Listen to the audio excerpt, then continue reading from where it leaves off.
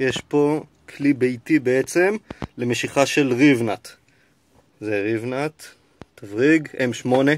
מה שאנחנו צריכים זה בורג חזק, רגיל עליו. אנחנו נלביש עליו שייבה. תשמש לנו בתור מיסב. הזה משמש כתושבת, אני קדחתי לו את התבריג בשביל שזה לא יעבוד עליו. עכשיו בואו נראה איך משתמשים.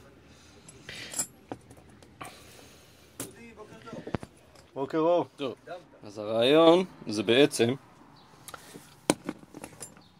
הזה משמש לי כתושבת, את הזה אני אסגור, ואז מה שהוא יעשה, הוא ימשוך את הבורג החוצה, מה שיגרום לריבנט להימשך. בואו נראה את זה קורה. אני מכניס את הריבנט למקום. צלם? יופי.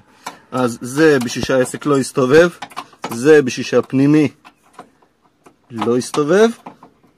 עכשיו נתחיל במשיכה. המשיכה הראשונה לפעמים היא קצת יותר קשה. זה ריבנטים מפלדה.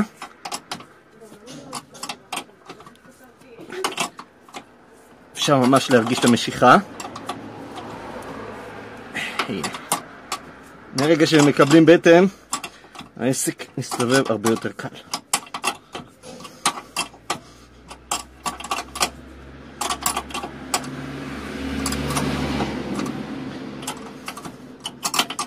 עכשיו חשוב שזה יהיה מהודק חזק, בשביל שהעסק לא יזוז.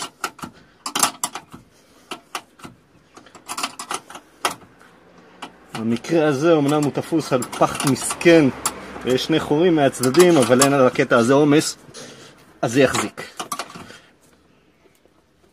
דוק אחרון, ואפשר לשחרר.